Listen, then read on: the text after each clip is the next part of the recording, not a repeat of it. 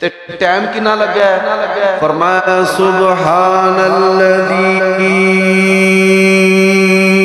اسرا بعبده لیلا من المسجد الحرام الى المسجد الاقصى الذي باركنا حوله. حافظو پڑھو میرے ساتھ. لنریہ من آیاتنا انہ هو السمیع البصیر.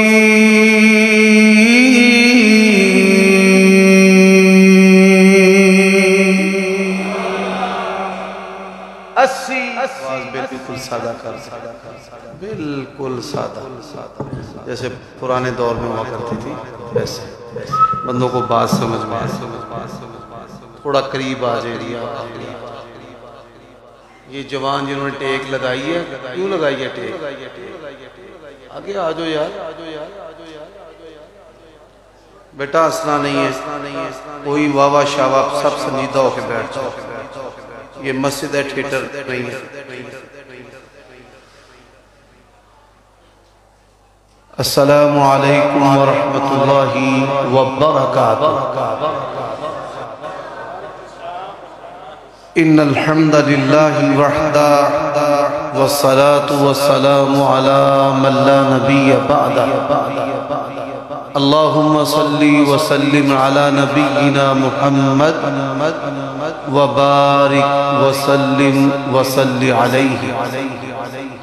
اعوذ باللہ السمیع العلیم وبوجہہ الکریم وسلطانہ القدیم من الشیطان الرجیم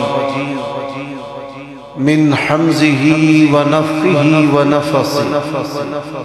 بسم اللہ الرحمن الرحیم. اب یہ کام چھوڑ دو اپنا آپ شو آف نہ کریں پروگرام کو کامیابی سے ہوں. سبحان الذي أسرى بعبده ليلا من المسجد الحرام إلى المسجد الأقصى الذي باركنا حوله لنريه من آياتنا إنه هو السميع البصير. سامعین محترم عیوب اور نقائص سے منزہ اور پاکیزہ تمام قسم کی حمد و ثنا اللہ وحدہ لا شریک لہ کے لیے اور درود و سلام شفیع للمذنبین خاتم النبیین رسول کریم رؤوف الرحیم صلی اللہ علیہ وآلہ وسلم کی ذات اقدس پر.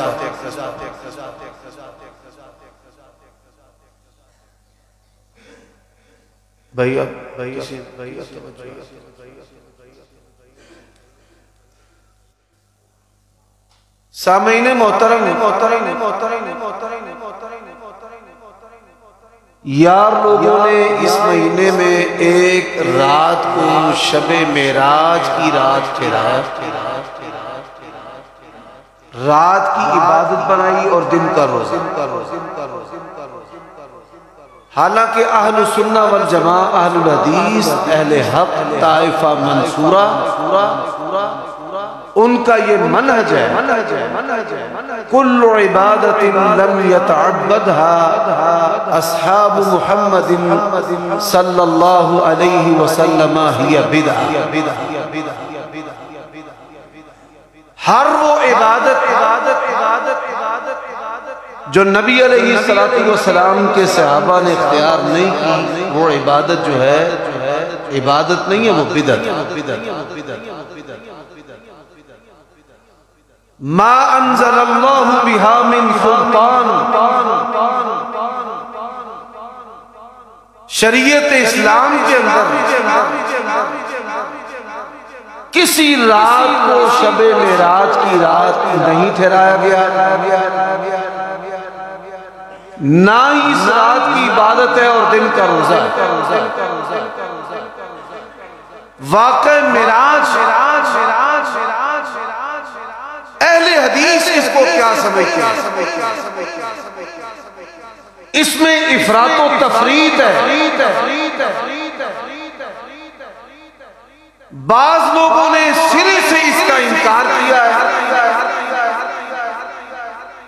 اور بعض لوگوں نے اس میں غلو کرتے ہوئے نبی علیہ السلام کی ذات کو اللہ تعالیٰ کے ساتھ جا کر ملا دیا۔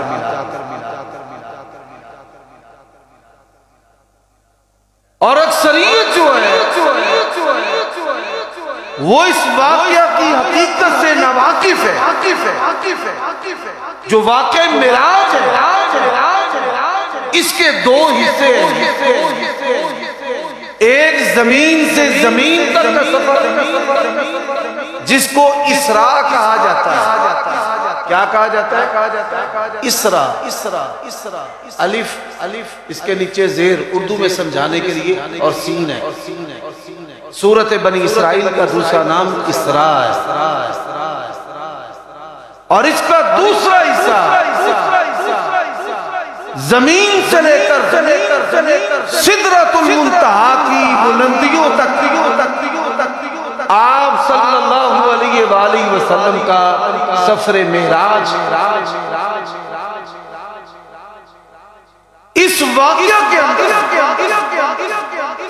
ایمان اور عمل کے بڑے اسباق ہیں۔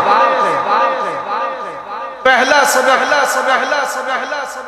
کہ آپ صلی اللہ علیہ وآلہ وسلم کوئی عام انسان، کوئی ڈاکیہ پوسٹ مین نہیں ہے جس طرح روشن خیالی کے علم بردار جاوید غامدی اور اس جیسے لوگ باور کروانے کی کوشش کرتے ہیں۔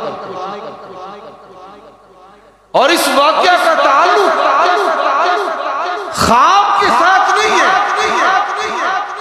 اگر خواب کے ساتھ ہوتا تو اللہ تبارک و تعالیٰ اس واقعہ کو کلمہ تعجب کے ساتھ بیان نہ کرتے۔ سبحان الذی اسری بعبدہ لیلا من المسجد الحرام۔ اور حضرات آج لوگ کہتے ہیں ایک ہے جڑا ایک نو دو کر جانے پکا کافر و مشرک۔ کیا مانا کہ نعوذ باللہ نور من نور اللہ لم يتخذ صاحبة ولا ولدا قل هو الله احد اللہ الصمد لم یلد ولم یولد۔ اور آپ دیکھیے اللہ تبارک و تعالیٰ نے اس واقعہ کو قرآن مجید کی دو صورتوں میں بیان کیا۔ پہلی صورت فرمایا سبحان الذی اسری بعبدہ، پاک ہے وہ ذات جس نے اپنے آپ کو سیر کروائی، اپنے نور کو سیر کروائی۔ سبحان الذی اسری بعبدہ، پاک ہے وہ ذات جس نے اپنے بندے کو سیر کروائی۔ اس آیت کریمہ سے یہ پتہ چلتا ہے اللہ خالق ہے، رسول اللہ مخلوق ہے، اور اللہ معبود ہے، اور ہمارے پیارے نبی صلی اللہ علیہ وآلہ وسلم عابد ہے۔ اب اس واقعے کا دوسرا حصہ فرمایا وَالنَّجْمِ إِذَا هَوَىٰ مَا ضَلَّ صَاحِبُكُمْ وَمَا غَوَىٰ۔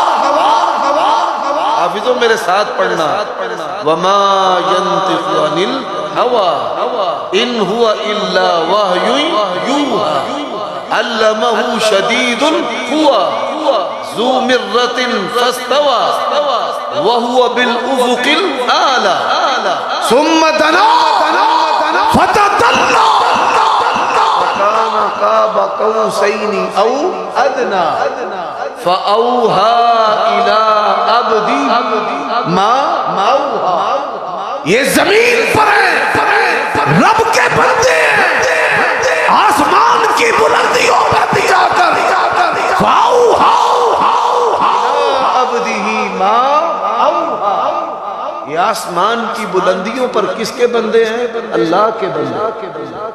اور تم آج نور من نور اللہ کا عقیدہ لیے پھرتے ہو، حضرات یہ واقعہ معراج جو ہے، ذرا بات کو سمجھیے، ستے ہو کے جاگ دے ہو، روز کنیاں نمازاں چچی آمینہ دے ہو، پیارے مفتی صاحب اتنے بہت ہی بندے جاگ دے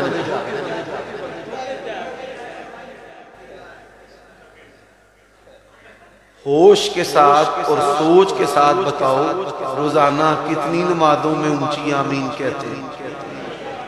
حالے بھی پنجاں نے بیٹھے ایک کتب ہون بھی آندہ ہے پنجاں، پتہ کرو کہ خان نہ ہوئے، آندھے خان کی ایک زبان ہوتی ہے۔ اب بات کو ذرا توجہ سے سمجھ، حضرت موسیٰ علیہ السلام جس قوم اور علاقے میں مبعوث ہوئے یہ بنی اسرائیل ہے، بادشاہ فرعون ہے، علاقہ مصر ہے، قوت جادو ہے، قوت کیا ہے؟ جادو ہے۔ اللہ تبارک و تعالیٰ نے حضرت موسیٰ علیہ السلام کو جو معجزہ عطا کیا وہ ید بیضا ہے، وہ ید بیضا، بجلی کا دور نہیں تھا، کمکمے اور دیے نہیں تھے، یہ جو الیکٹرونک ہوتے ہیں، سرچ لائٹیں نہیں تھی، ایل ڈی لائٹیں نہیں تھی۔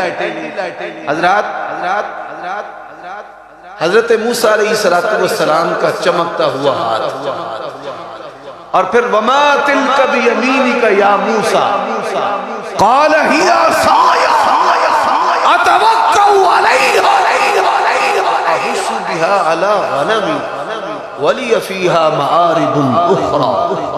حضرات یہ حضرت موسیٰ علیہ السلام کا جو عصا ہے سام بن جاتا ہے، اور جب مقابلہ ہوا تو جی ماشاءاللہ ببر شیر آگئے،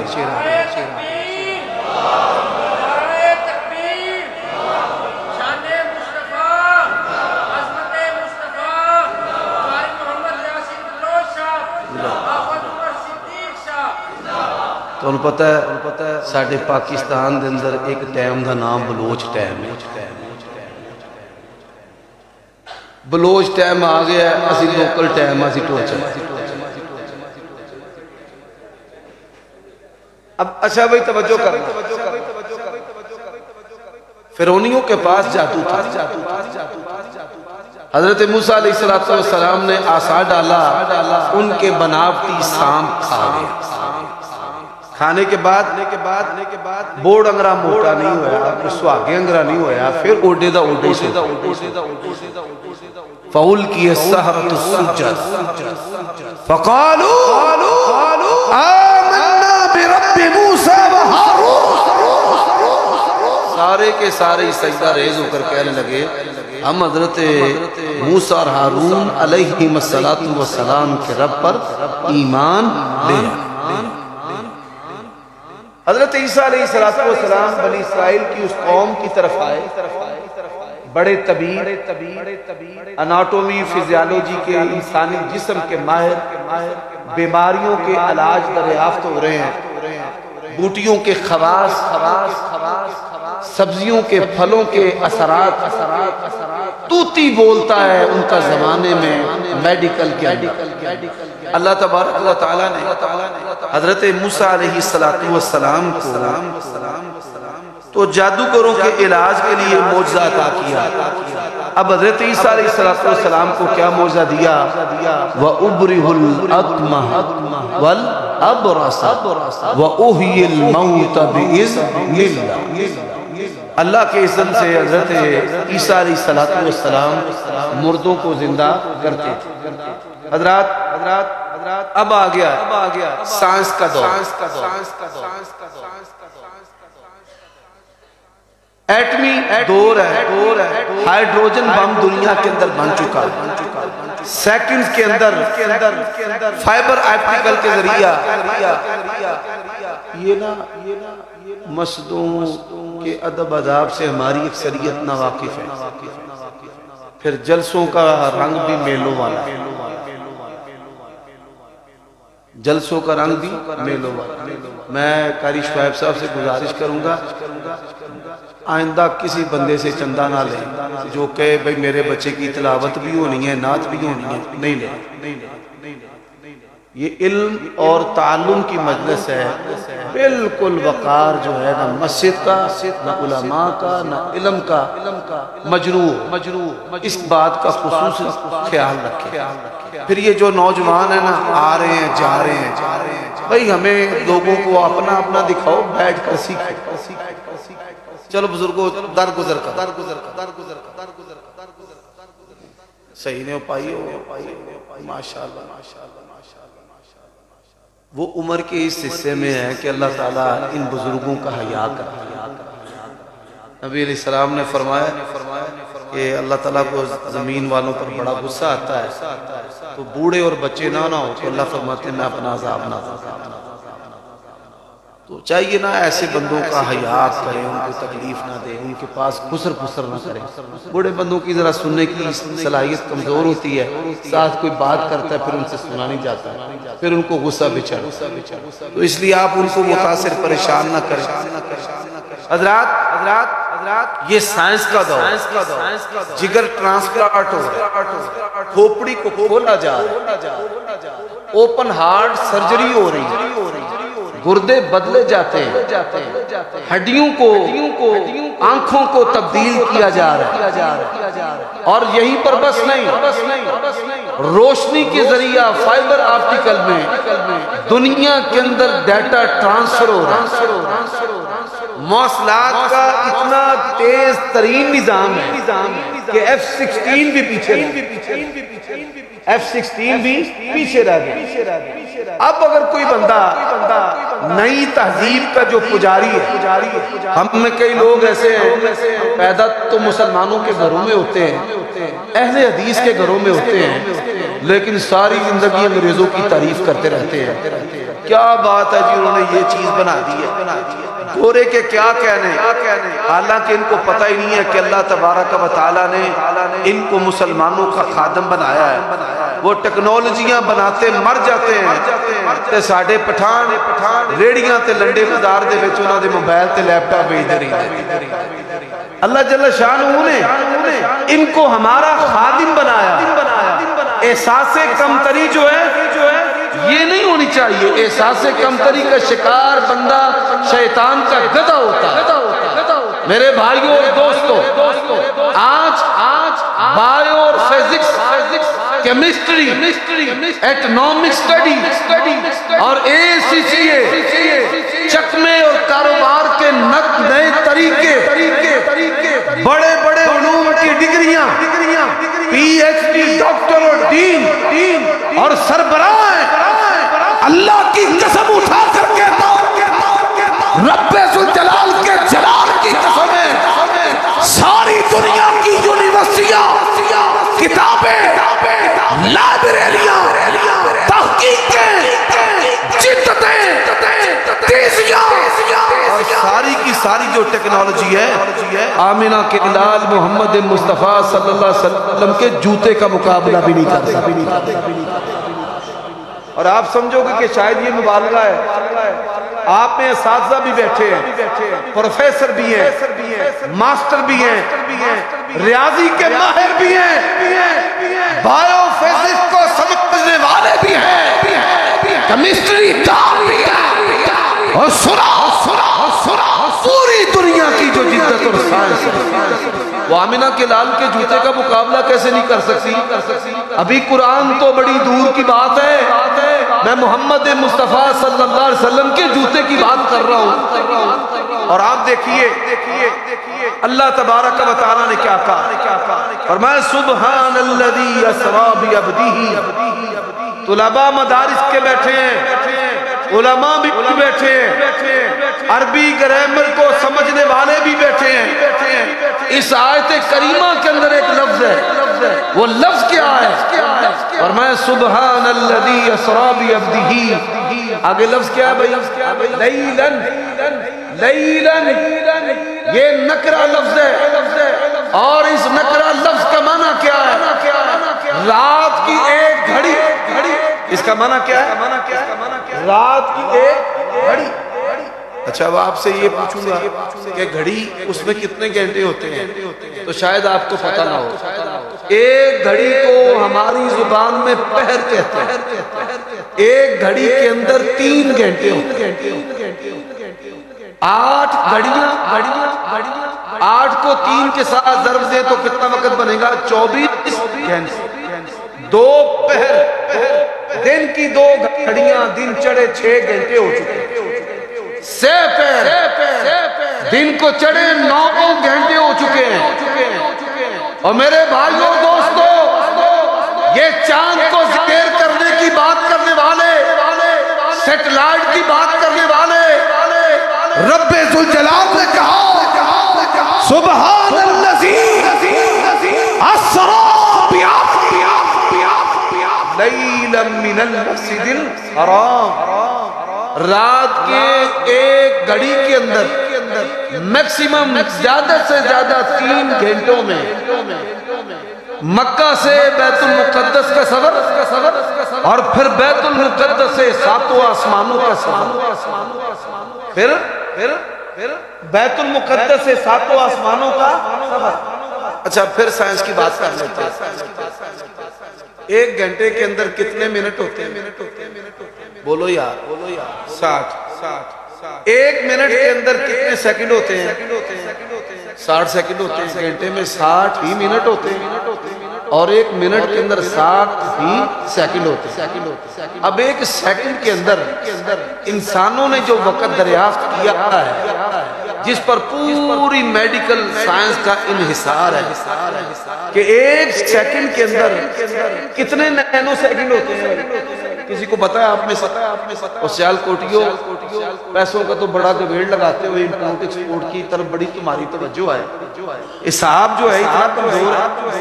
1 سیکنڈ کے اندر کتنے نینو سیکنڈ ہوتے ہیں؟ 100 نینو سیکنڈ ہوتا ہے۔ 100 نینو سیکنڈ جب چلے پھر 1 سیکنڈ ہوتا ہے۔ اب جاؤ کیلکولیٹر لے آؤ، شمار کے آلے لے آؤ، کمپیوٹر بھی لے آؤ۔ رب ذوالجلال نے مصطفیٰ علیہ السلام کو جو تیزی کی، رفتار کی، عزت و عظمت عطا کی ہے، ساری سائنس اور تیرے سارے علوم وہاں پر بس ہو۔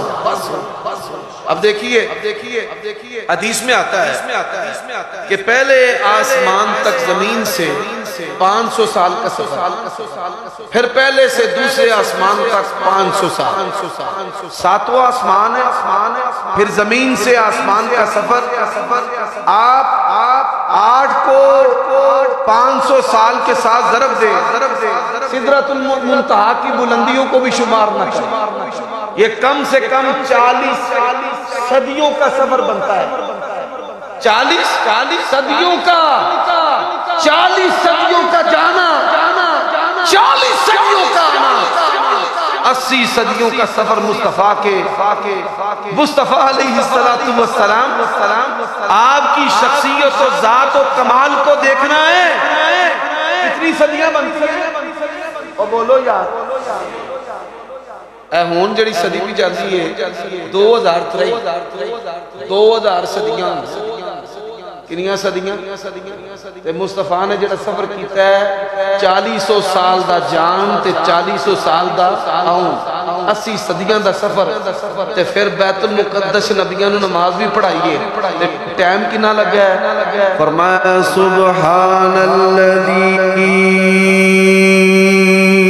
اسری بعبده ليلا من المسجد الحرام إلى المسجد الأقصى الذي باركنا حوله۔ حافظو پڑھو میرے ساتھ، لِنُرِيَهُ مِنْ آيَاتِنَا إِنَّهُ هُوَ السَّمِيعُ الْبَصِيرُ۔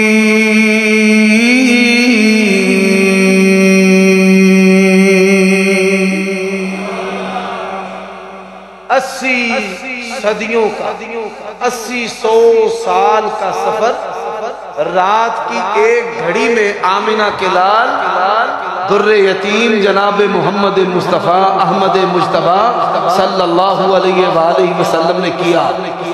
اور ہر جگہ کہنے والا اگر نبی ہر جگہ مجھے بتاؤ واقع معراج کا مقصد کیا ہے؟